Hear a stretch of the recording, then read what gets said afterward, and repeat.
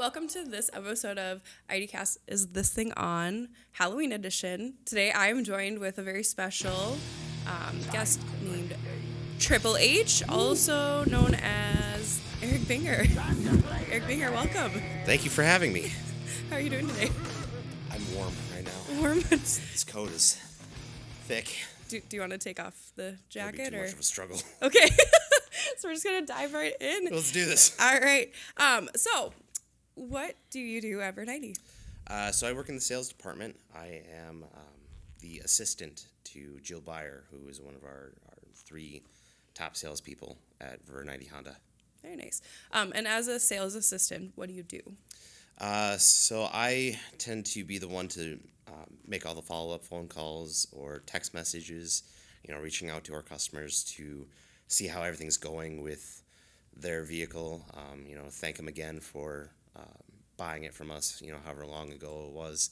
I also write out all of the thank you cards and birthday cards that get sent out for Jill, and I kind of do the gopher work for when we do have a customer in front of us. Very nice. Working in sales as an assistant, are you able to kind of sell on your own as well, or does everything go through Jill? Everything counts. So Jill and I'm her assistant. We're also a team. So, if she and I sell a car, we both get paid for it. So if I sell a car without her involved, she still gets rewarded for it. So it's a team effort there. So how did you get to Vern Eide? So about 7 years ago, I came into Vern Eide. I was working at Dairy Queen at the time. I was having brake issues. So I just brought my car in, wandered out onto the showroom floor, went up to the receptionist, and I was like, I just need to talk to a salesperson. I need to find out what are my options. So Gordy, who is another salesman at Honda, pulled me over to his desk, started talking, and right as I said my name, Jill walked in, heard my last name, and she walks up and she goes, "Are you Stephen Sue's son?" "Yeah. I sold you your last car. Come on over." And so that's how it kind of started, was she sold me my car, and I had already been looking for a new job, and she convinced me to apply at Vern Eide. So I did, and took about 3 months, but I got hired as her assistant. So. Very nice. So you've always started kind of under her wing? Yep. So I was started as her assistant. I've been her assistant now for 7 years. The plan is, and this was her idea when we first started, was that when she eventually decides to retire, all of her customers become mine, and that way they've had years of getting used to me, getting to know me. So nice familiar face to them. Very nice. What is your favorite part about your job? It would have to be my coworkers. Okay. Spending time with Alex and Tyler and Jared and Amir, Blake. They're just a fun group of guys to hang out with, both in the store and outside of it. Very nice. And then working for Vern Eide, do you have a favorite part as well, or? Yeah. It'd have to be, when the customers finally get to come out and they get to just see their car, their brand new car that they just purchased, and they get to drive home with it. So people often call Jill your work mom. Is that correct? Yep. But you do also have another work mom, right? Yes. So my actual mom, she works at Vern Eide as well. I sold her last car, and I just kind of made a joke, why don't you just apply as a part-time receptionist to basically just get an income to pay for that car, because both my parents are now retired. So she did. She was hired on as a receptionist for Saturdays, and so she does 2 out of every 3 Saturdays as our receptionist at the Honda store. What's it like working with your mom? It's great. I mean, normally I only see her on Thursdays, but now I get to see her on pretty much every Saturday, and so it's fun to go hang out with her and talk. So a little extra family bonding time in there when you usually be working. Yep. Did you grow up in Sioux Falls then? Yes. So I was born and raised here. Followed behind my older sister to pretty much every school, and graduated from Lincoln before going to Southeast Tech. Okay. What'd you go to Southeast Tech for? Business administration. Okay. Very nice. So you have is it just your sister then, or do you have any other siblings? Just the one sister. Yep. I shouldn't say just the sister, but Yeah, just one sister. Yeah. So it's the two of you. Okay. Yep. And then you said she is 4 years older. 4 years older. Yep. Very nice. Did you enjoy being the younger sibling, or? Yeah, I mean, I was kind of the baby, especially since on one side of the family, I was the youngest cousin, and then on the other, I was the second oldest cousin. Okay. So I got to experience having all the older cousins, and I got to learn how, basically they acted as like an older sibling to me, so that with my younger cousins, I kind of did the exact same thing to them. Very nice. Kind of got the best of both worlds in there, really. Yep. Very nice. When you're not at work, what are some things you enjoy doing? So I've got 2 hobbies that I have put quite a bit of money into. One is making my own alcohol at home. Okay. So I have made 1 successful batch of mead so far. Out of how many? 2. Oh, okay. You're 50% then. Yeah. It's great so far. First time I managed to kill off the yeast. Second time I didn't kill off the yeast, which is good. And then the other hobby is miniature figures. Okay. It's a tabletop gaming, but I just like to put them together and paint them. Okay. What are the miniature figures usually, like what are they? So the specific game that I buy these figures for is called Warhammer. Okay. And they're only about that tall. Okay, just a little tiny. With their largest ones about yay big. Okay. So when you assemble them, what does that all include? So they're made out of plastic, so you gotta clip them out of their molds, clean up the edges, and then you gotta glue them together. And yeah, it's not too difficult. There's instructions with them. It's the painting that is the most difficult part, because as I have discovered, I'm not good at painting them once they're fully assembled. Oh, okay. So I have to take the more difficult task of painting them before they're fully assembled, and then finish assembling them, which kind of ruins the paint and makes it a little more difficult for them to stay together. Do you do like a little bit of touch up once you put them together then, or Yep. okay? Yep. Do you have to use like a magnifying glass? I mean, if you said they're I do have a magnifying glass with a lamp ring around it. I haven't used the magnifying glass portion yet, more than like twice. okay. But it does kind of help. I mean, you are able to see everything without having to use magnifying glass, but if you want to get like those really tiny details with like the paintbrush, that's where I'm struggling with the magnifying glass. That's fair. I feel like that would be a lot of like meticulous and detail work. So very nice. So it's for Warhammer, you said? Yep, that's the name of the. Yep. Okay. Do you play any other games too, or? So those are that's like the tabletop hobby that I'm into. I also have like an Xbox and computer that I play games on. Okay. In your free time, would you rather watch movies or like play games or music, books? Play games. Play games? Yep. Okay. Play games or read. Very nice. What do you like to read? Fan fiction is what I read. Okay. Very nice. You have no idea what that is. I do, I think. So like fan fiction is like, so if you have, I'm going to put this in really bad like description terms of how this would make sense to me. So say I really like cats, but like, no, that's not even a good way. Do you want to explain it? Yes. So if you're somebody who really likes Harry Potter, but you don't like kind of how their story went, you basically write your own story using those characters and that setting, that universe. Okay, but you kind of make your own story. Yeah, you with make your it. own setting. I've read some stories where they'll take like, from this book series called Worm, and they'll cross it over with, Harry Potter or Game of Thrones. So, do you write your own fan fiction, or is it fan fiction or fanfic? It is fan fiction. Fan fiction. Yep. I have one completed short story on a website. On a website. It's like 1,000 words. It is basically I took a joke and I inserted it into Harry Potter. Okay.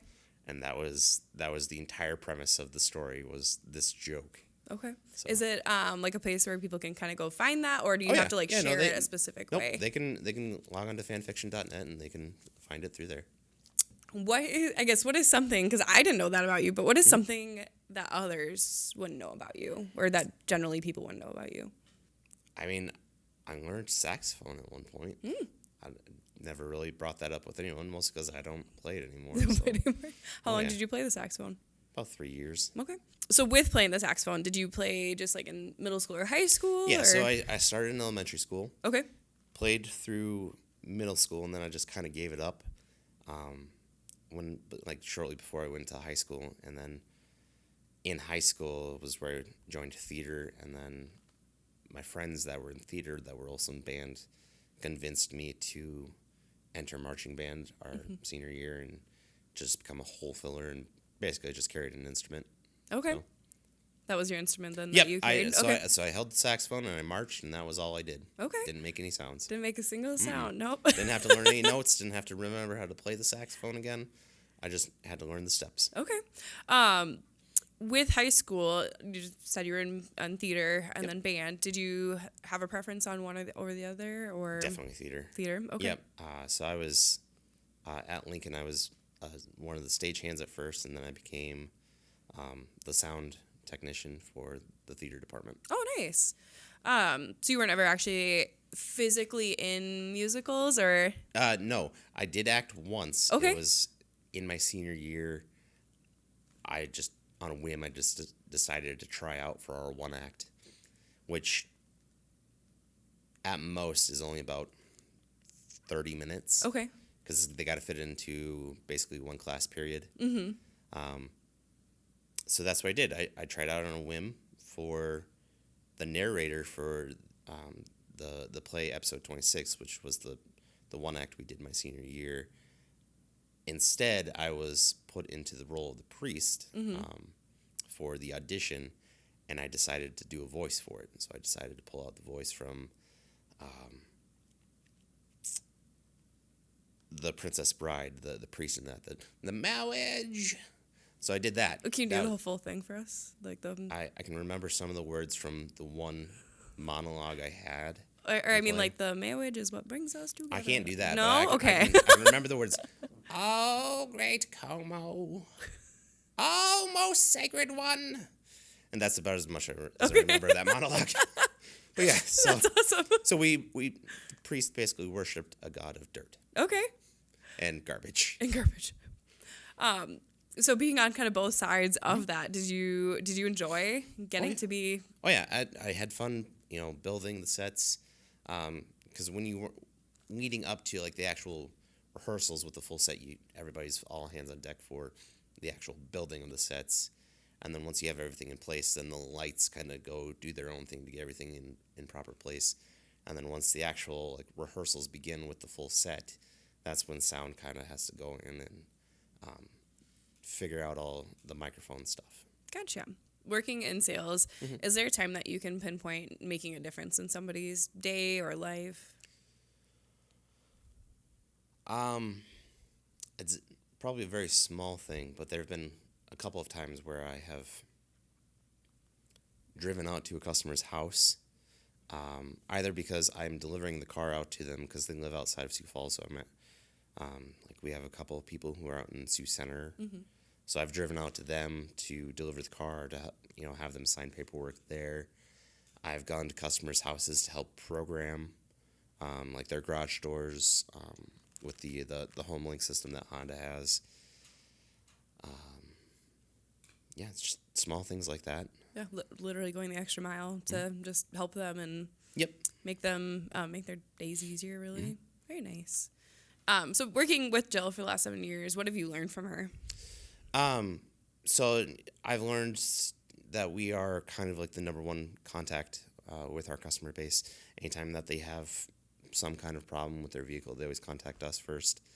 And then that's another thing that I do is they're now contacting me for issues with the car more than, like, say, Jill. So I have to, I now go run and get the questions answered for them from, like, the service advisors.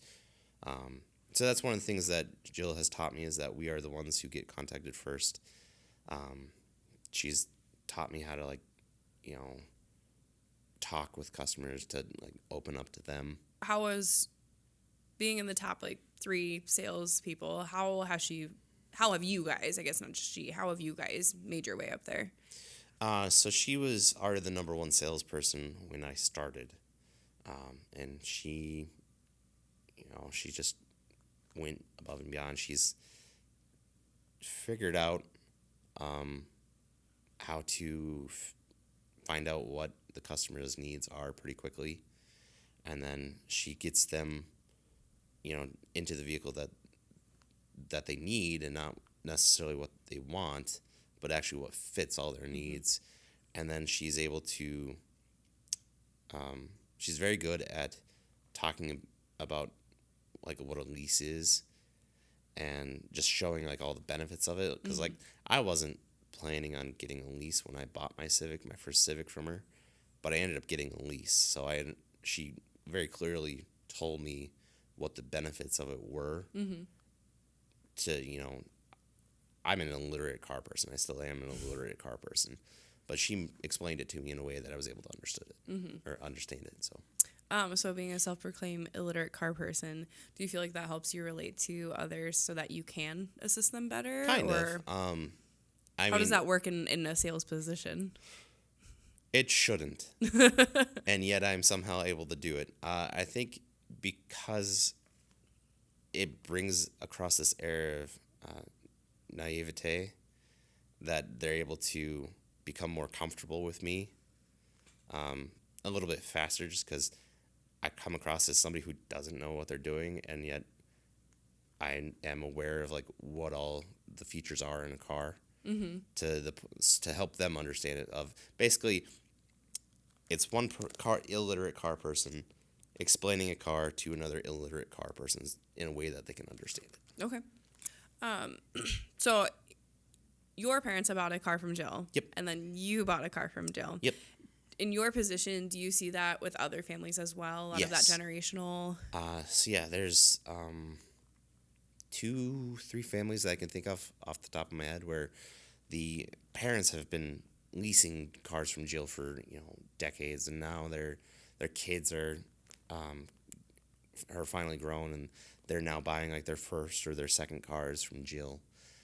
Not necessarily doing like the leasing as their parents are, but they're buying like like a used vehicle for like their first car from Jill. So, but yeah, so it was the same case with me. My parents had bounced around from car sales for a while within Vern Eide, and then when my sister finally became old enough, they helped her out with her lease, and that's what they did with me, and that's what we're kind of seeing with some other families too.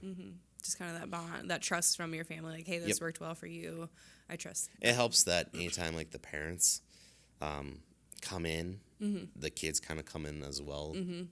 So Jill kind of begins to build that rapport with the kids of the family. Totally. If you weren't in your current position, is there a different position within Vern Eide that you would want to try?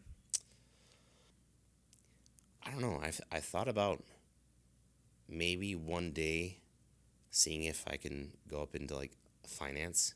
Okay. Or into like the sales desk with Alex. Okay. So very nice. Well, Eric, thank you so much for joining us on this episode of Is This Thing On? Thank you for having me. Absolutely. I think it's time that we make our way out. We wave out. Yeah. So you have to do this too. Time to play the game!